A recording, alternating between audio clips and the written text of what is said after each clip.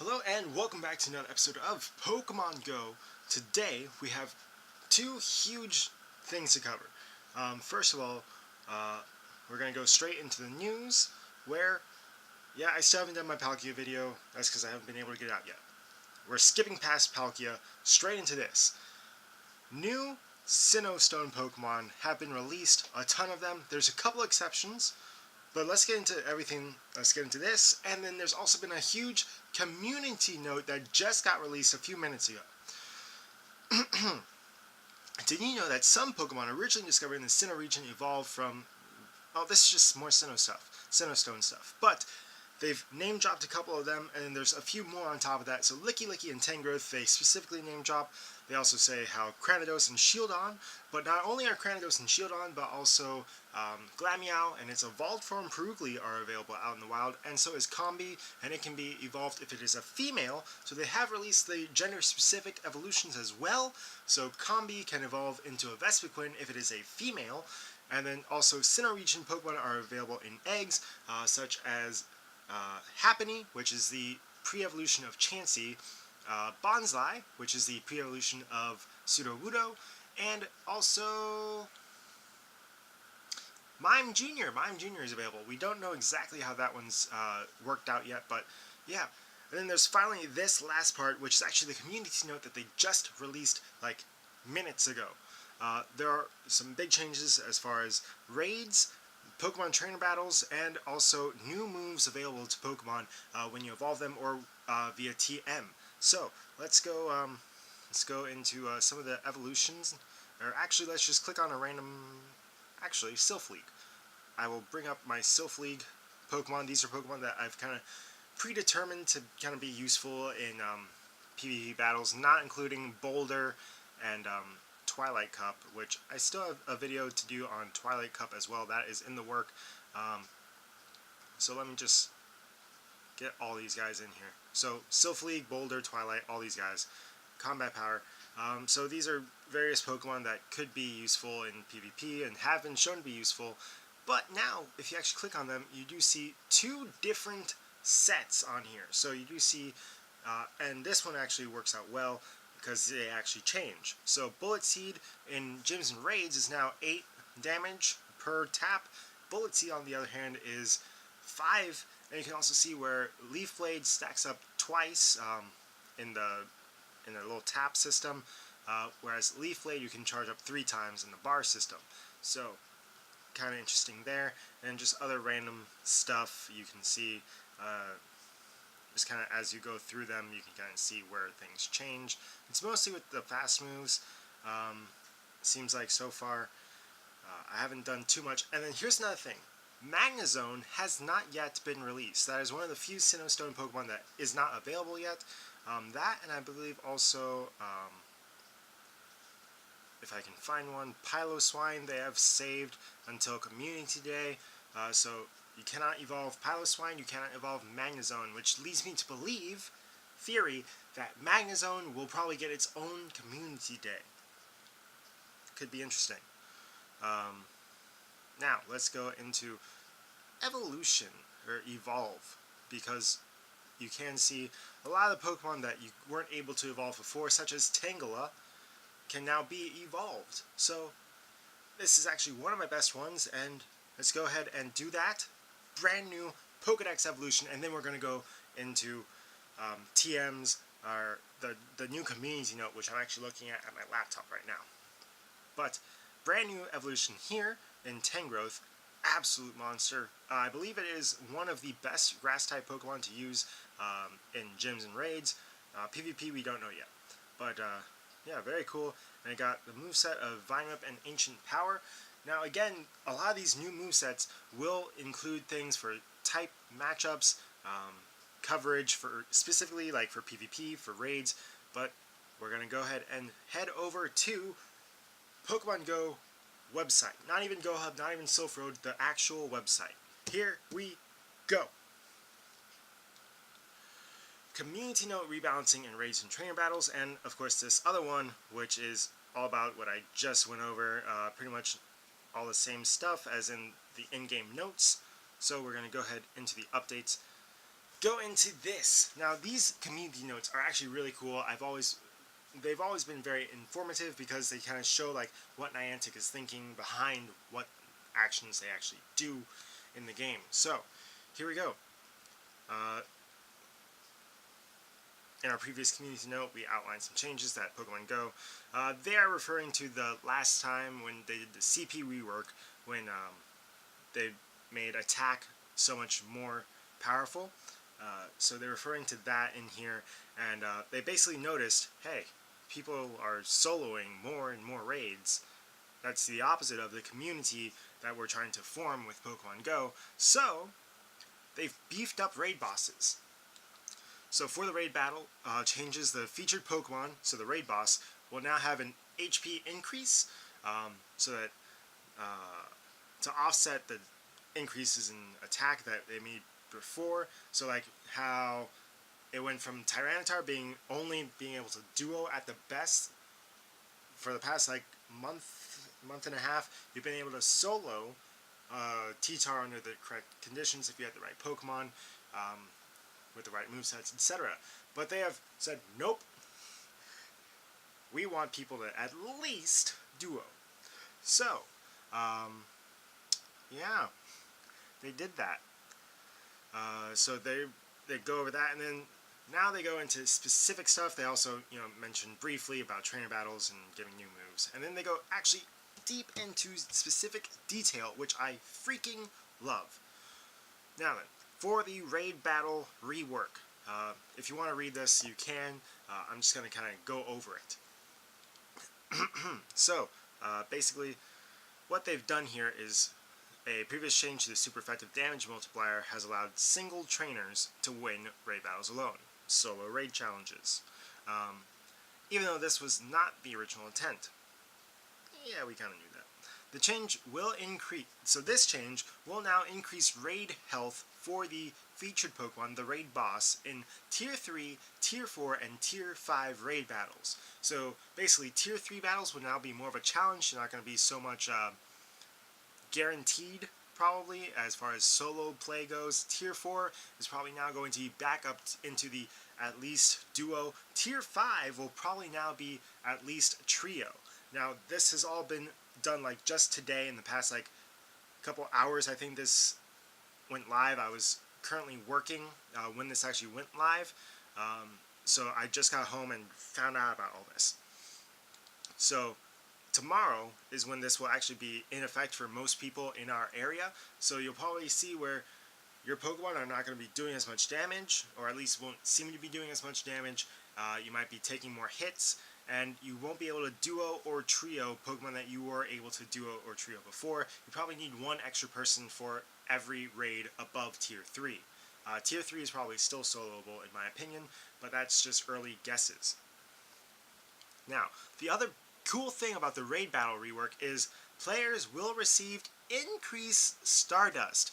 So they knew with PvP coming out, and with the Twilight Cup, with Sylph Arena doing their thing and making PvP more entertaining, more exciting, and people actually wanting to do PvP because of tournaments and having that possibility of being a ranked person and just the extra competition aspect of it. People are spending mad amount of Stardust on second moves, on powering Pokemon up. Previous like 100% Pokemon that like you just had chilling, like a 300 CP Azumarill that might have just been chilling in your box, but you just never deleted because it was a hundo.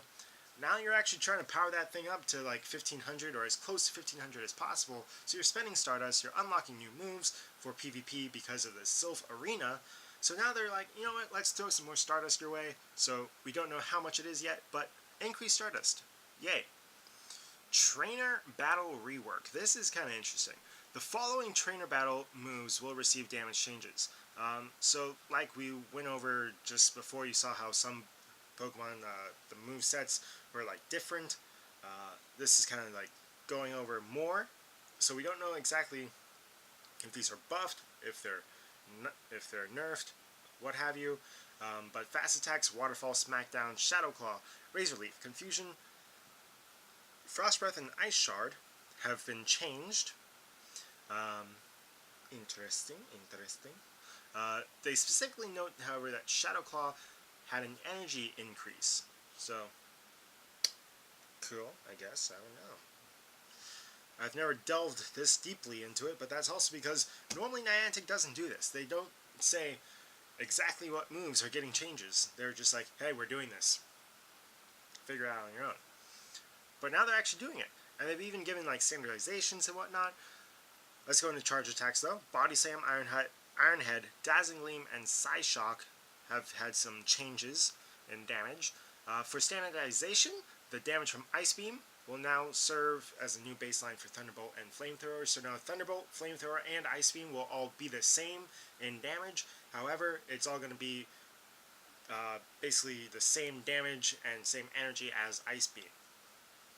Because before they were apparently different, which to a lot of people kind of made no sense. So now they are all the same. So that's cool. Same thing with Thunder Punch, Ice Punch, and Fire Punch. They are now all the same, and they're being scaled to... They don't say what they're being scaled to. They're just basically saying that they're the same now. Now, here they go. They have actually said which Pokemon are getting new moves and what that new move is. So, if you want, you can go ahead and go through all this. If not, wow, wow. Now, all this is not only for PvP, but for also raid battles. So, like, the next Sylph Arena tournament is the Twilight Cup featuring Poison-type Pokemon, Fairy-type Pokemon, Poison, Fairy, Dark, and Ghost types. And they've actually kind of done a little bit something interesting here with that, and they've actually made it so that a couple of these ones seem like they're gearing towards that Twilight Cup, at least in these first two entries, which are Arbok, a Poison-type Pokemon, is now getting access to the fast move Dragon Tail to help it stand out among Poison-type Pokemon. Clefable is now getting Meteor Mash, which is a Steel-type charge move, making it, now able to stand up against other Fairy types, which is interesting. Ninetales is now receiving Psyshock, which is for damage, type coverage. Interesting. Alolan Ninetales is also receiving Psyshock to go up against Poison-type Pokemon because it is Park Fairy. So they're going into like in-depth detail with these, which is very nice to see. Wigglytuff is receiving Ice Beam. This edition makes Dragon-type Pokemon less overwhelming, etc., because Wigglytuff was a, I believe is a Park Fairy Pokemon. Alakazam receiving Fire Punch as a additional type coverage. Machamp receiving Rock Slide to go against Flying-type Pokemon. Yes, I'm about that. Machamp, being the best Fighting-type Pokemon in the game, really only had the weakness against Flying and Psychic-type Pokemon, and basically as soon as you saw a Psychic-type, you weren't going to use a Machamp anyway. But they've now added Rock Slide for type coverage against Flying types, which is very interesting. Muck now has Thunder Punch, which is interesting. May allow Muck to apply more early protect shield pressure. They are going into way in-depth detail here. They're thinking about PvP, they're thinking about gyms, they're thinking about raids. This is actually really cool. I like this a lot.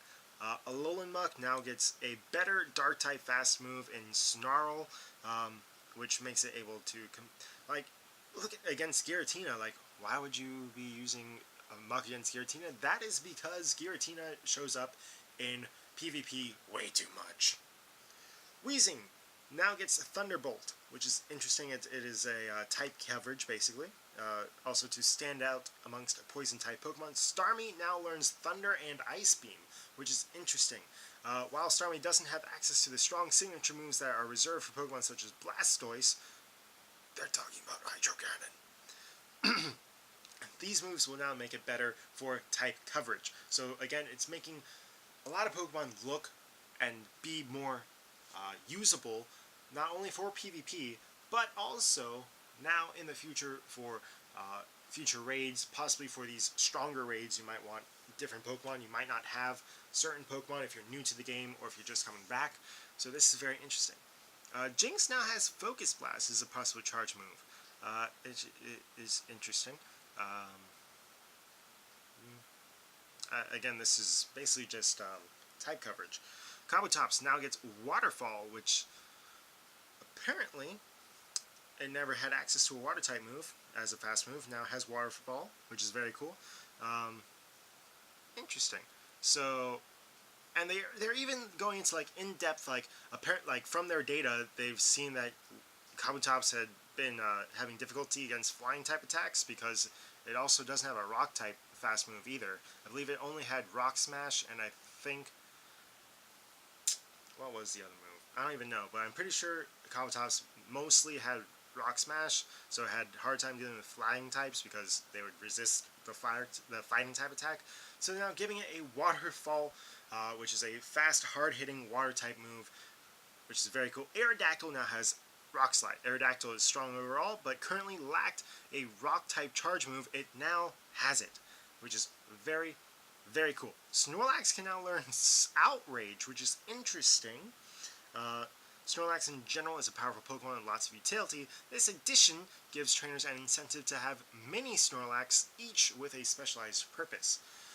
Especially with the increase in Munchlax being hatched from eggs now, which maybe before, like I know in the Royal Palm Beach area, there used to be Snorlax just kind of, not as a common spawn, but you'd see Snorlaxes here and there, so you'd be able to find Snorlax out in the wild. So I have a few Snorlax here and there, but now they're saying like, hey, this gives Snorlax even more of a possibility to be used in the future, which is interesting. Personally, I'm a fan of Snorlax, so very cool.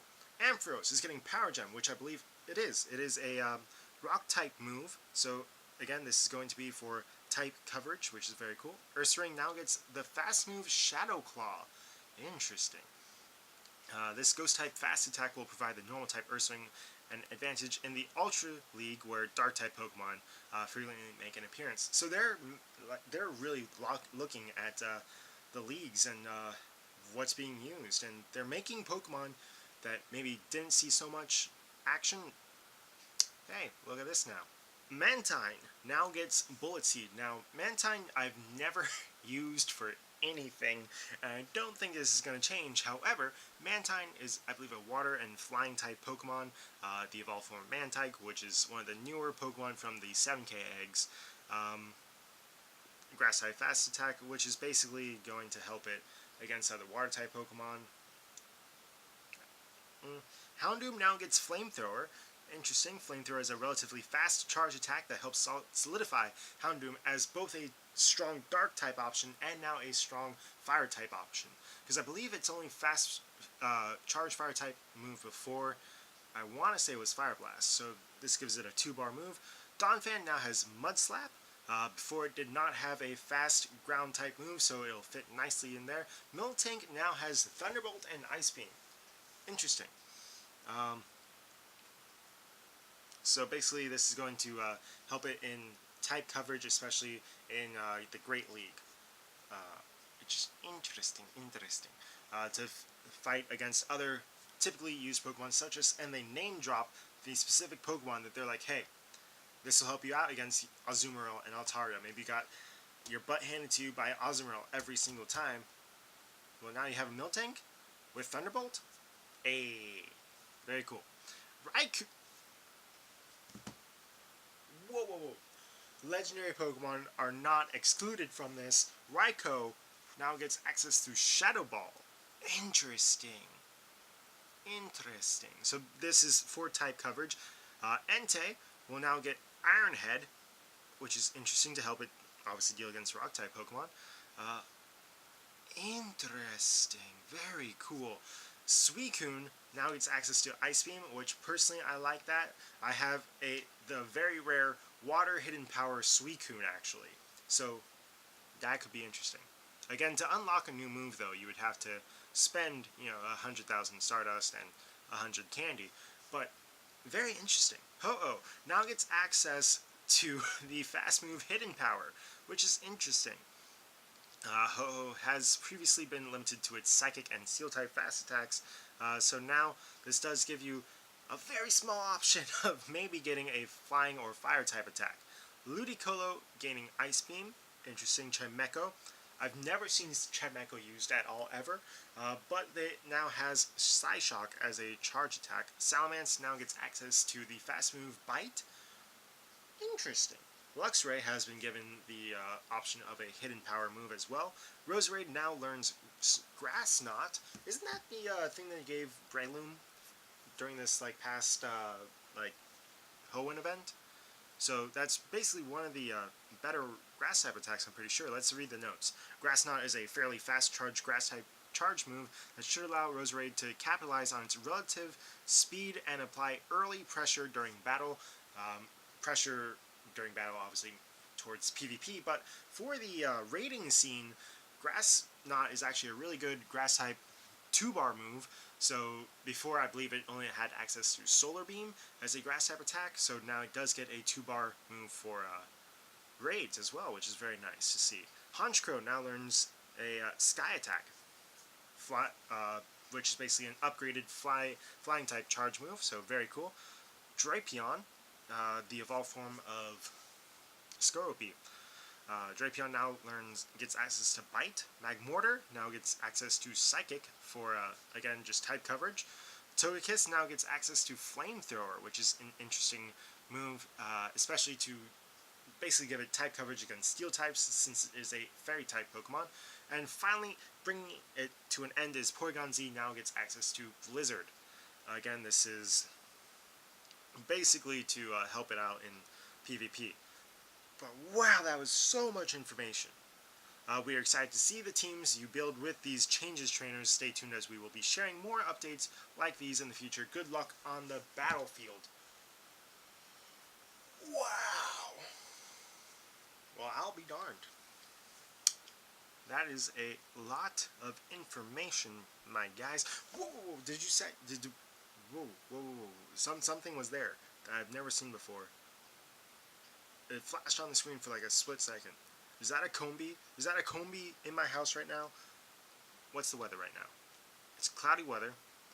Cloudy weather brings out Fairy, Fighting, and Poison types, but I'm sure there's a yellow Pokemon that's chilling there.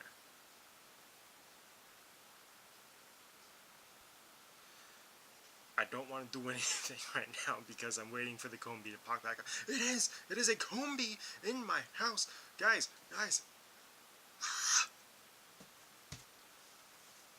Holy cow, that's like, what was it, Magnemite's, or Letaba, the little zippy around the screen thing.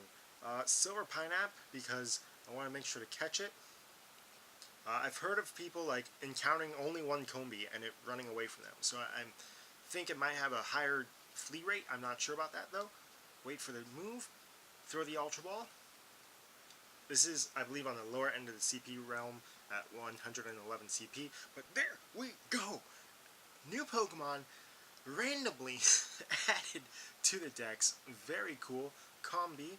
And is it a male or a female? Because that makes a difference.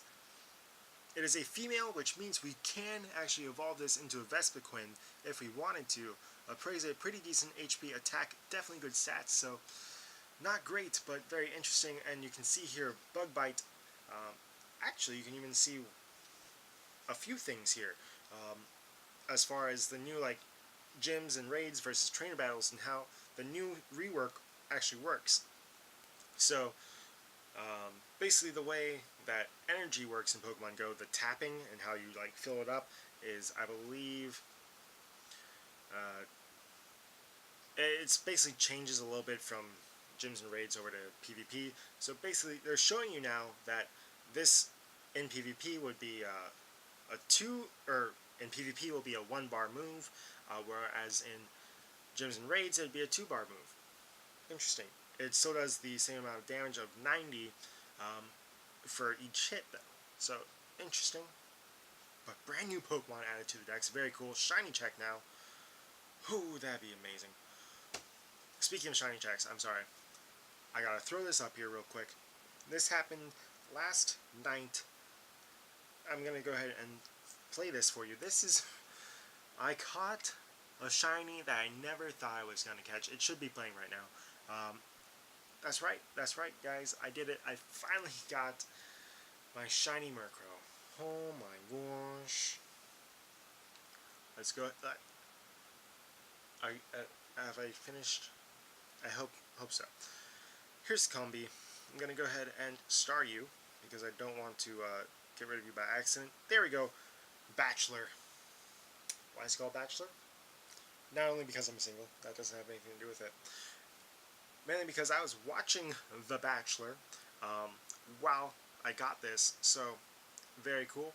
And you know what? I have like 15 Sinnoh Stones. Do I want to do it?